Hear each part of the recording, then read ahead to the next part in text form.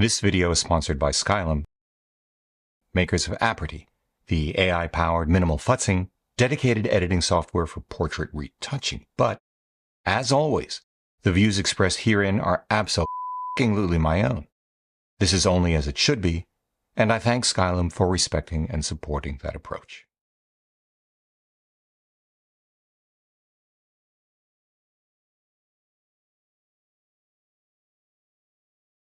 You want to know what comes between me and my Calvins? Nothing. With great power comes great responsibility.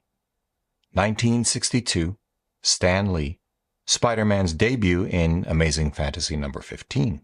But this can certainly be traced to earlier versions of the same sentiment, like this. I submit respectfully to the House as a general principle that our responsibility in this matter is directly proportionate to our power. Where there is great power, there is great responsibility. Where there is less power, there is less responsibility. And where there is no power, there can, I think, be no responsibility. 1906, Winston Churchill, House of Commons. Some people assert that one can find antecedents dating much further back, say, to 45 BC in Cicero's version of the Sword of Damocles. But my reading of that tale, as a layperson, is that this is perhaps a bridge too far, but hold that thought.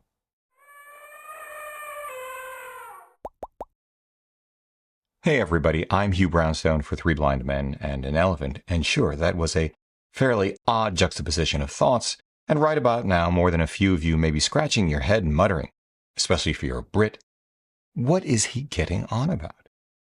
Except, it isn't that odd. I'm getting on about Aperty, the just-launched AI-powered dedicated portrait retouching software from Skylum. Why dedicated? Because it does retouching better and faster than Skylum's own and excellent general-purpose photo editing software, Luminar Neo, and the big gun general-purpose photo editing suites like Lightroom hold that thought too. Now, it's easy enough to tick off the what and why of the AI behind the scenes. Things like precision depth estimation, next-gen 3D face mesh mapping, and advanced human segmentation, all in service of recognizing and acting upon gender, age, and facial features for retouching. I'm talking skin smoothing, skin color balancing, makeup retouching for face and body, everything from fixing red eye to removing circles under the eyes, even reshaping faces and bodies auto-magically, which fashion and wedding photographers and their subjects will especially appreciate, though makeup artists not so much, me personally even less, because hey, I'm a street photographer. It's all about authenticity, usually with more than a little grit. One more thought to hold, although yeah, I know I'm over our previously agreed limit. Aperty can synchronize and batch process edits across an entire shoot. It can even simulate up to 5-point studio lighting, which is kind of crazy. More importantly, for someone like me, no futz zone, plugins are coming for Photoshop and Lightroom to minimize round tripping. Bottom line, the AI in Aperty is pretty amazing. I'm a bit taken aback to tell you that I have decided to incorporate it into my bag of tricks, though not as the street photographer I am 99.9% of the time. Because while nothing comes between me and my optical path, get it? No pro-mist filters, no smearing Vaseline on a UV or skylight filter, no wrapping a stocking over my lens and securing it with a rubber band, no lens with character, Aperty changes what I can do in post on those rare occasions when the frame calls for it. That is, when the image is not about my artistic voice, not about urban landscape, not about classic street, usually not even about street portrait, but about and for the subject, the person in it. Aperty is so powerful, right? You probably know where I'm going with this by now. I think the key is using its power responsibly. Let's open up Aperty. This is a beta copy. Not all of the functionality for the production release will be here now. Things like sky masking, for example, is not here yet, nor are the plugins to packages like Lightroom. In any case, I've chosen 4 images, even though I'm not a portrait photographer. As I've said already, I'm a street photographer. But there are a couple of images that I think can show what makes Aperty so special. Now, I've already created a project. It's the same thing as an album, a catalog, and I've populated it with 4 images. The first 2 taken actually during the August 2024 Sony condo trip. Claudia and I were fortunate enough to be invited. And they just have wonderful locations, wonderful models and crew, very easy to work with. This first shot, I set the frame before I'd even met the model. Claudia set the styling and the outfit, and then we very quickly got to the exact positioning that I was looking for. Didn't require very many shots. We also used just out of frame, off camera flash, and we'll come back to this in a minute. The next one was just another lovely model who we met during an afternoon, early evening dinner. And this is really not much more than a snapshot, which is a testament to her chops as a model. I will use a photograph of me taken by Claudia because I don't mind having my face pulled and twisted in any number of ways to make the point of what the AI-powered engine behind Aperty can do.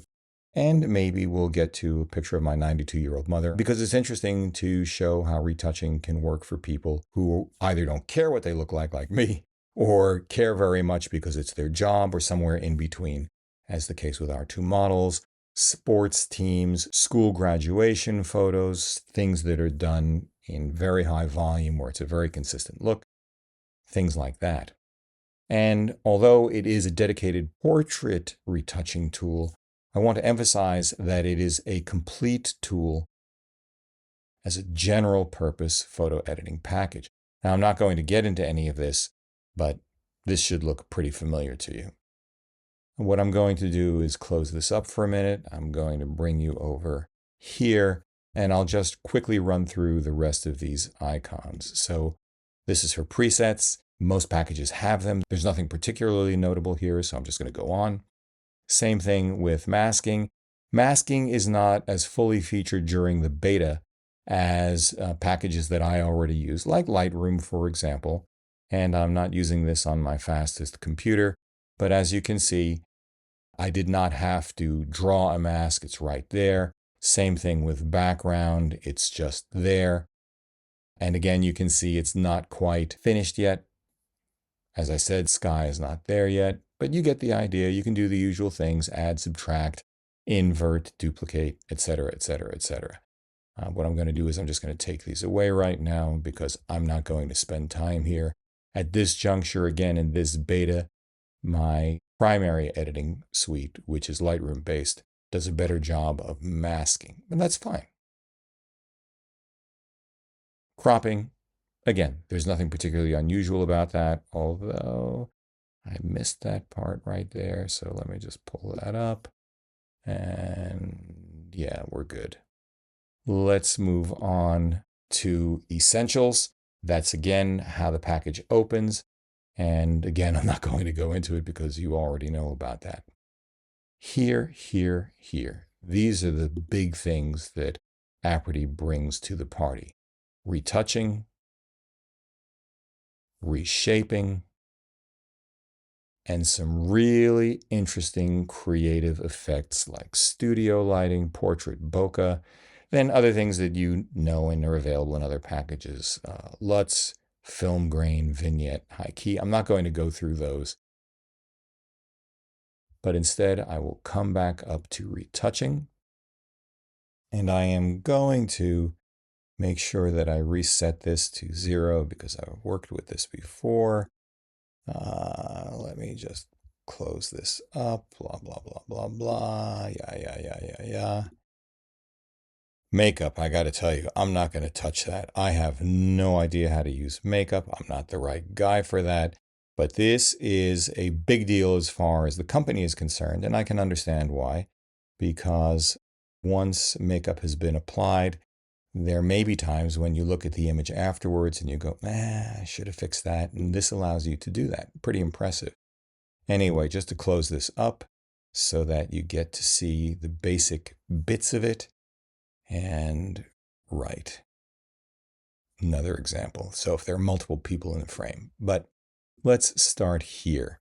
What I'm going to do is this. First, I want to tell you that although I worked this model has the combination of genetics and discipline to have this kind of body. I didn't touch it. That's exactly what it looks like. I didn't touch the image this way. That's exactly what she looks like. Quite extraordinary.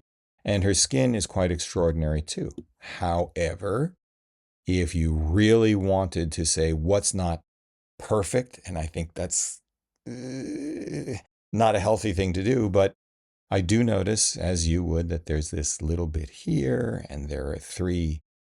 Are they little moles? Is that a mole? And these are freckles? I don't know.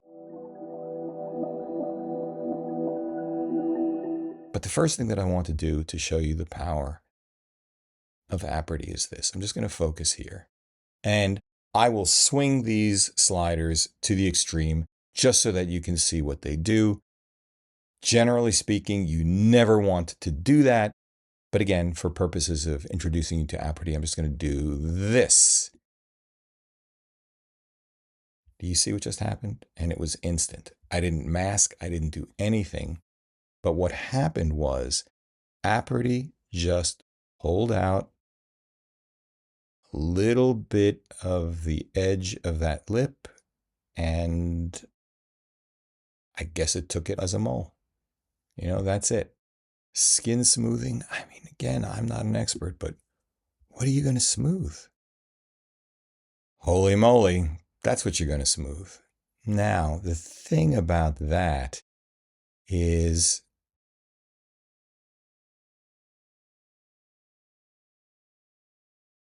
I suppose this is what fashion magazines are looking for, but all I can tell you is, wow. Now, maybe you want to remove some of the shine. This is just impressive. Not knowing anything really about how to do makeup or portraits at this level, what's clear is how powerful the AI is. I'll show you something else. So, amazing, amazing. She's not perfect. So let's look at redness removal. And let's just dial it back. Think maybe there, maybe there. Again, I didn't have to do any masking. And there you go. Let's do something else. You can actually see the resolution from the Sony a7R5 I was using with the Sony 85mm f1.4 G Master 2. Just incredible. So you can actually see the softbox that we used in her eye. And do we want to flare? Brings it up just a touch. You see those beautiful brown eyes? Why would I even touch eye enhancement? I don't even know what that's going to do. Looks like it adds a little bit of highlight in there. And when you look at this at normal distances, that really just adds a nice touch of interest. Pretty incredible. No teeth whitening here, so we're not going to worry about that. We're not going to worry about makeup, and we're not going to worry about body skin. So, okay, that gives you just a sense of the retouching capability of this package. I'm going to come back to that in a moment, but first I want to go into reshaping. And when I say that with great power comes great responsibility, the thing that I'm really talking about is not adding to body image problems for our youth.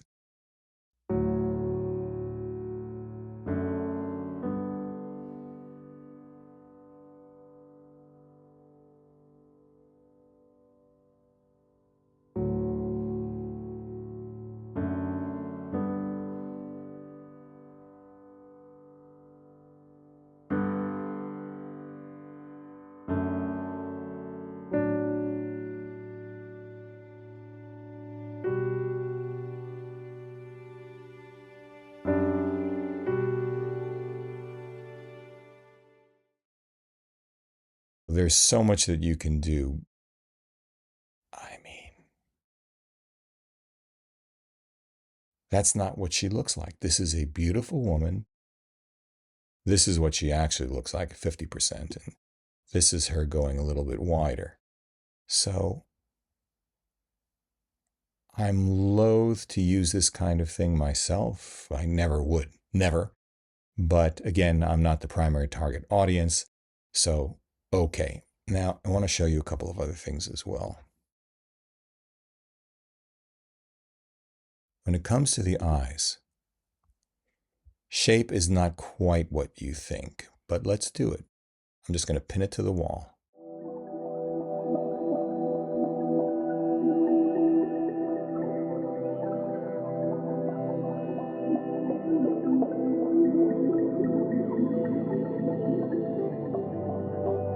From where I sit, what's interesting is that this is less about shape of the eye than what the change in shape of the eye can do, which is to perhaps convey interest.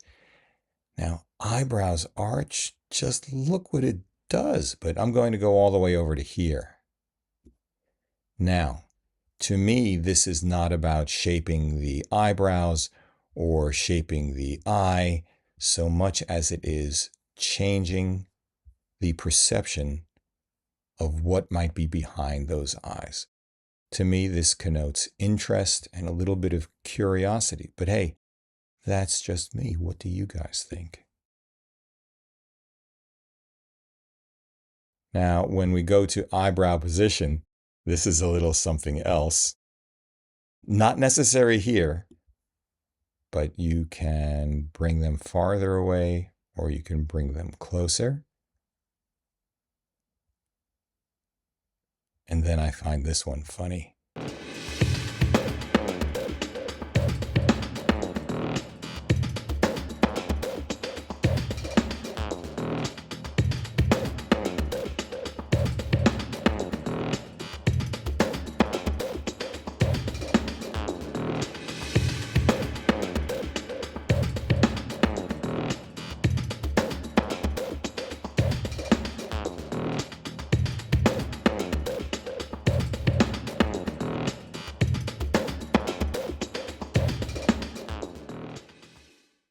This is a much more subtle parameter.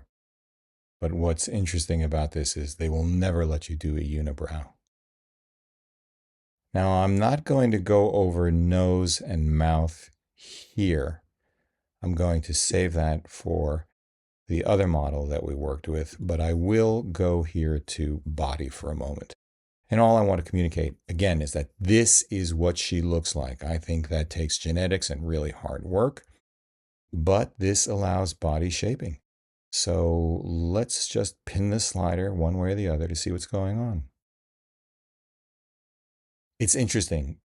I look at this and say, wow, she works so hard and she has the gene pool that she does, that the maximum as far as making her bigger looks still incredible to me. And on the other hand, if you typically use this to make people look a little bit slimmer, a little more flattering, here it gets out of control. With great power comes great responsibility. I'm not even going to look at the abdomen. So that's her. Now, when it comes to this model, there are a couple of things going on. One is that actually, when I worked this myself, I wanted this to be in black and white. So I'm just going to convert it to black and white here. And that's all that I'm going to do for now. So I'm going to close that up. And now I'm going to go into retouching as well. What made this model so interesting is that, again, very pretty.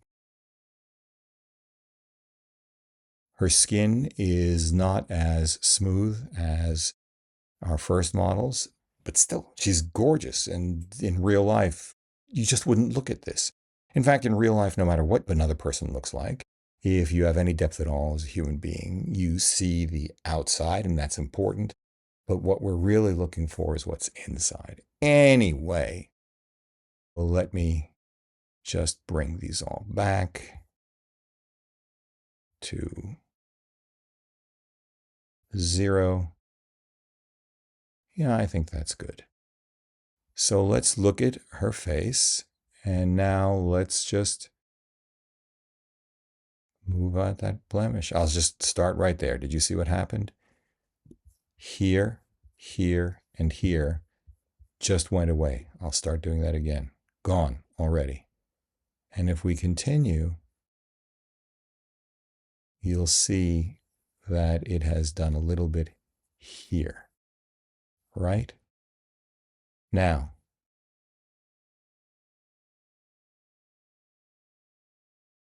this could be pulled out. I'm not going to worry about that right now. That can be done manually. But I want to come back in tight. And I want to just get into skin smoothing. You see this? Now you can argue that that's too much. I might as well take it all the way. But you bring it back, and all of a sudden it looks less severe. It looks more natural, I suppose. But what's fascinating is you can also see here, if I'm being hypercritical, which I don't like being, but again, I'm not a fashion photographer. Well, you've now got circles. I should be so lucky to have circles this small, but dark circle removing. Whoa. See that? I'll do it again. Look here and here. Boom. I can't tell you how long that would take me to do. Well, I would never do it in real life because this is not what I do, but all right. I'm going to stop saying that. You guys get the idea. So let's go back here for a moment. And let's see, can we get any more skin smoothing in here or in here? Let's see. Oh yeah, we can. Now let's go into the eyes. You can see some veins here. Let us do redness removal. And I have to say, this is just impressive. It's without any kind of masking. It just knows what you're talking about. And there you go.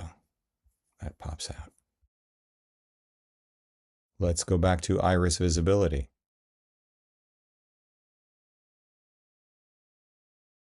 Actually, let's just go to straight eye enhancement all the way, and let's just plug it.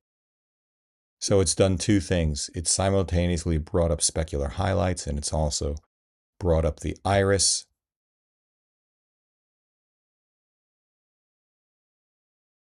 Okay. I think that's incredible. Okay, so that's enough of that. But I'm now going to go into reshaping. Let's go here. And I want to show you, again, you've already seen what can happen with the eyes. I'm not going to bother with that. Let's go into the mouth, because that's pretty amazing too. You can change the shape of the lips. You can make them thinner. Did you see that? See that? So she looks like this. Or you can get nutty and swing the other way. Again, I'm pinning them so that you can see what it does.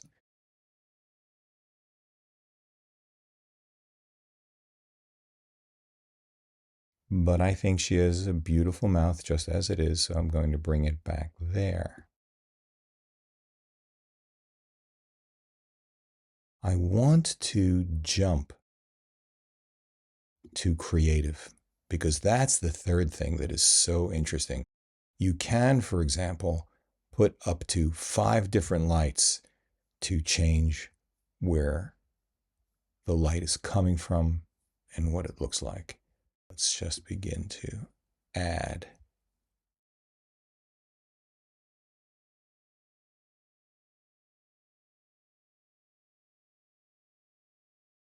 Let's put this over here.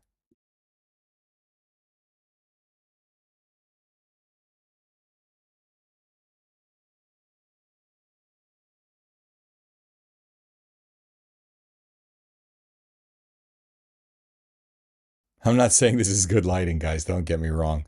I'm just saying, wow, look what you can do after the fact. So now let's leave creative. Portrait bokeh, I already used the lens to take care of that. I will come back to film grain in a minute. In fact, to do that, I'm going to switch over to my mom.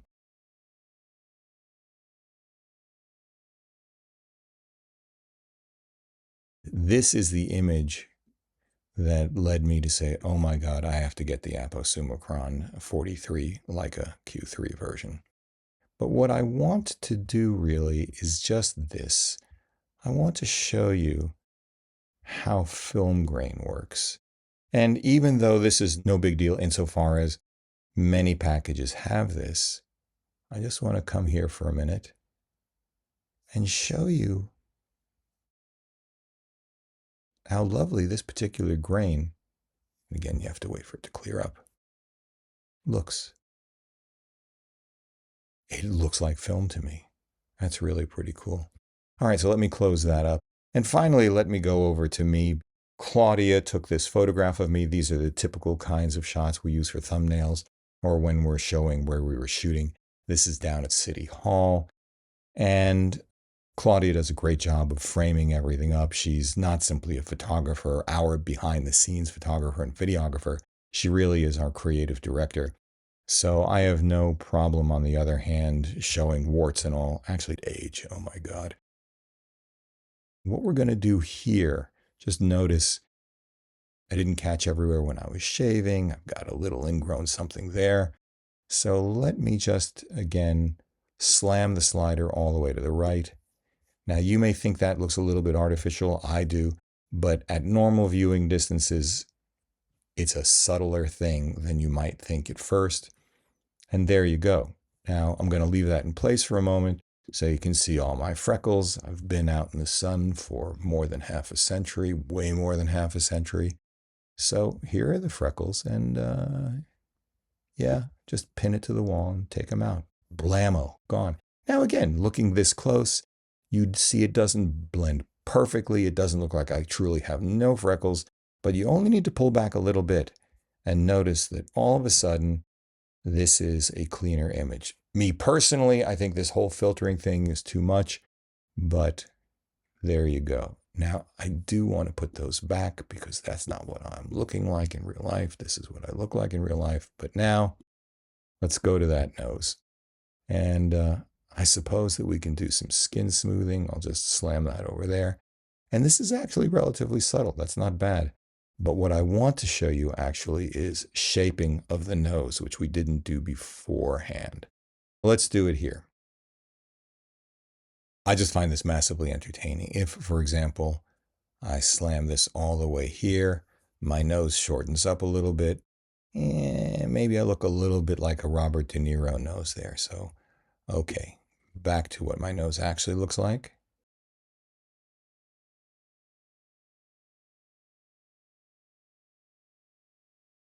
A little bit longer. Then let's pin it all the way to the right. Woo! Little Pinocchio action. Then let's bring it in like that. And this looks like any number of boxers. Let's bring that out all the way. And all of a sudden, I think I'm looking a little like Steve Carell. What do you think? All right, I'm going to come back there and there. And that gives you just a taste of the power of Aperty. Again, the point being that there's no masking involved. It understands what a nose is. It understands what an iris is. It understands what freckles are, what blemishes are. And to me, this is just so much faster than the general purpose tool. With that being said, are there a couple of things that it doesn't do yet?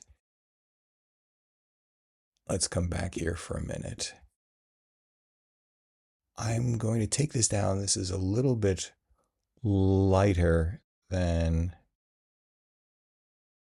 okay, that's a little bit better than I had it in my Lightroom. But here's where I want to go. And again, no one's ever going to notice this at normal viewing distances. But if you look really closely, when you get high image quality lenses, what people call clinical, The aposumicron 43 on the Q343 is not like the 50 millimeter 1.4 Summilux. The Summilux is much kinder on the Leica M. So here's just some skin flaking, and there's really nothing I'm aware of or been able to find in Aperty that takes care of that. So you see some skin, little skin there. Even when I do skin smoothing, oh my God, I stand corrected. Holy smokes. Well, okay, now she looks even more luminous. Mom would probably like this, but this is too much for me. I would dial this back here. Still, that's crazy. Well, maybe Mom looks really good for 92. Anyway, as I was saying, you get the idea. That's what Aperty can do right now during its beta period. There's so much that I still haven't shown you, like what you can do with backgrounds and bokeh and all the rest. But again, it's these three areas, generally retouching, reshaping. Those are the two biggies for me. And then the creative is a third area where Aperty aims to be a little bit different, and in its use of AI to know and define things in terms of what we would as people, like irises and skin smoothing as opposed to masking the heck out of things. I think this is pretty darn interesting and more than a little bit scary. Yeah. Aperty is an exceptional tool for solo shooters or dedicated editors, especially those of us who want to live in the no-futs zone. Think fashion photography, editorial, commercial, catalog, wedding photography, event photography, more generally, headshot photography, school photographers, team photographers, corporate work, high-volume photographers, consistently lit setting photographers, which would have made it a bit odd for me to be doing a video on it, except as I just showed you, there are times when it's not about one as an artist, but instead all about the person in front of the camera, what she needs, what she wants. My 92-year-old mother, on the one hand, well, she just doesn't see herself in that number, doesn't want to. Models, on the other hand, whose livelihoods depend upon being preternaturally beautiful or handsome in this day and age, not a single strand of hair, not a single pore or peck out of place. But there's room for improvement, like everything. 1. As I said, even if Aperty's skin smoothing probably would have made my 92-year-old mother really happy, it was a bit too heavy-handed for my taste and didn't address the underlying challenge of flaky skin. I don't know how important this is to portrait photographers, and I doubt very few subjects will want to see themselves at 1500% magnification, give or take, but there you have it. Far more importantly, 2, I do value the power of AI in specific limited applications and have used those applications myself now for years, but I fear the broader implications and trajectory of general AI. I can, for example, no longer consistently tell what is an actual photograph and what has been generated whole cloth by AI. I could pretty well half a year ago. History teaches us that this kind of thing is dangerous. And I hate a word I use sparingly, ChatGPT, because hey, garbage in, garbage out, and there is a lot of garbage on the web. I've simply read too many ChatGPT summaries that read right but are horribly wrong. So as well with generative AI. All the more reason to believe, as I do, that today the greatest power is about to become, if not already, AI, and with this until very recently unimaginably great power comes incredible responsibility. I wonder if our species is up to the challenge. I mean, I'm not at all convinced that 1983's War Games, 1984's The Terminator, or 1999's The Matrix are not better understood as modern parables than simple entertainment. And I am increasingly concerned, as historian and philosopher Yuval Noah Harari suggests, that we, again, as a species, neither understand nor have the wisdom to properly harness what generalized AI may become sooner than many of us imagine. I think the Luddites were underrated. So, yeah, not specifically about Aperty, but just saying. I'll wrap it up this way. In spite of my wariness about AI and my general aversion to doing anything to diminish the reality, the authenticity of what I capture. Okay, fine, save for occasionally removing wires, an errant fire hydrant, or a car bumper in my street work, changing tonality, or cropping in service of better representing the essence of a scene as I experienced it, how it made me feel. It's easy enough and only fair to admit Aperty is one heck of a tool when used properly. It does earn the good no futzing seal of approval. My one bit of advice, boiled down to its essence, don't treat Aperty the way a first-time user treats PowerPoint. We all did it. You know what I'm talking about. Using too many fonts in too many sizes, too many colors, bold or italic or who knows what, so that the edit becomes the focal point of the frame rather than the substance of it. Don't treat Aperty as an easy way for your subjects to skip the gym or eat an extra pint of ice cream instead of enjoying nice daily walks out in the fresh air while getting plenty of vitamin D, but then again, that's hardly your place or mine. Really, great retouching is about a subtle touch, a subtle retouch, subtle reshape. Still, I remember what it felt like to be 13, utterly horrified then, still horrified more than half a century later by what that darn photographer's medium format camera caught for eternity in such unrelenting, unflinching authenticity at my bar mitzvah. Take away the zits, the double chin, the braces, the stupid look on my face the moment the flash bulb went off while I was dancing with my mom. Yes, please. Although, no. Maybe don't. Because I have also come to appreciate the very worst of those bar mitzvah photos. On the one hand, they remind me of how terrible that age was for me. Yet, on the other hand, and in that same moment, they remind me how difficult an age that can be for anyone. And, unretouched as they are, they make clear to me the distance between then and now, the growth, physically, intellectually, emotionally. And in that reminder, they engender sympathy for, no, empathy with, anyone of any age or stripe who would be grateful for a gentle touch, a sotto voce tipping of the scales, a generosity, a kindness in favor of that person, while still capturing the essence of that person, of that frame, without so distorting reality that it becomes not only unrecognizable, but ugly and frightening. Skip the ugly and frightening. I have to say, now that I think about it, Claudia does this for me all the time when she painstakingly and manually edits her behind-the-scenes shots of me with whatever piece of kit I happen to be testing. I definitely look better in her photographs than I do in real life, and I am grateful to her for it. I guess I should tell Claudia about Aperty too. This video is sponsored by Skylum, makers of Aperty, the AI-powered minimal futzing, dedicated editing software for portrait retouching.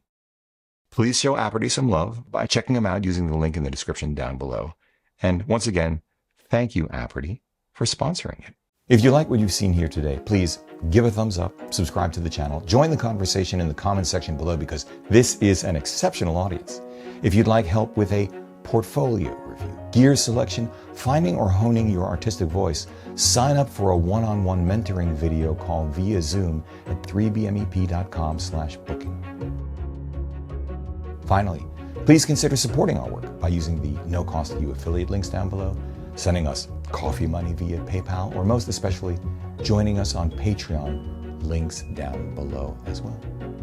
However you choose to support us, as always, we thank you for it.